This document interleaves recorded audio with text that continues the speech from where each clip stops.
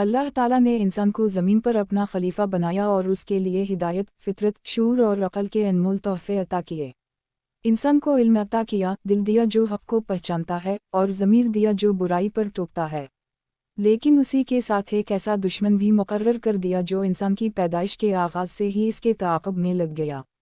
वो दुश्मन जो ना इंसान का दोस्त है, ना हमदर्द, ना खैरख्वाह।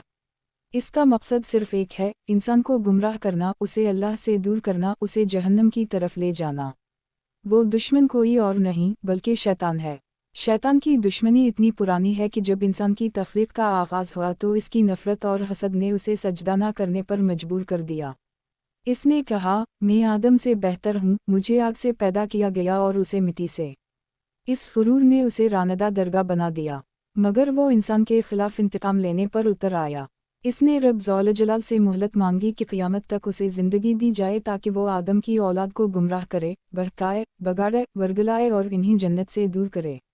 अल्लाह ताला ने उसे मोहलत दी, मगर साथ ही इंसान को हिदायत भी अता की, अनबिया भेजे, किताबें नाज़ल की और उसके हर वार का तोड़ बता दिया। शैतान का पहला वार वसवसा होता है। वो दिल में ख्याल डालता है, ज़बान से कुछ कहलवाने की कोशिश करता है और अमल को बुराई की तरफ ले जाता है। वो कभी हसद पैदा करता है, कभी गुरूर, कभी शहवत, कभी लालच, कभी हसरत। वो इंसान को खुद से बदगुमान करता है और अल्लाह से दूर। वो चाहता है कि इंसान मायूस हो जाए, नेकी से भागे, बुराई को मामूल समझे और गुनाह को फैशन बना दे। यही इसकी चालाकी है। शैतान हमेशा सामने नहीं आता। वो छुपकर वार करता है। इसका तरीक़ा चुपके से दिल में ख्याल डालना है।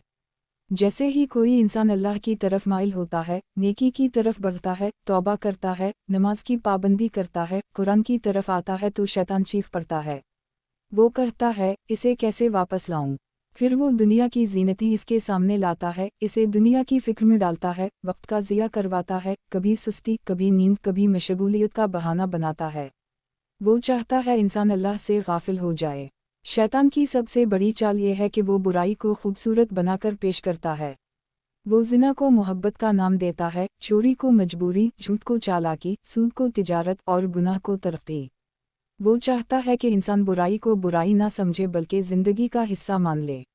वो चाहता है कि ज़मीर सो जाए, आंखें अंधी हो जाएं, दिल मुर्दा हो जाए।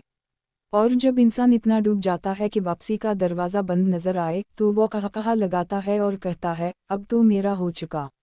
मगर अल्लाह का बंदा कभी शैतान का नहीं हो सकता जब तक वो खुद ना चाहे। रब ताला ने कुरान में फरमाया, बेशक मेरे बंदों पर तेरा कोई ज़ोर नहीं। यानी शैतान सिर्फ उन पर गालिब आ सकता है जो खुद इसके पीछे चलें, जो अल्लाह से गाफिल हों, जो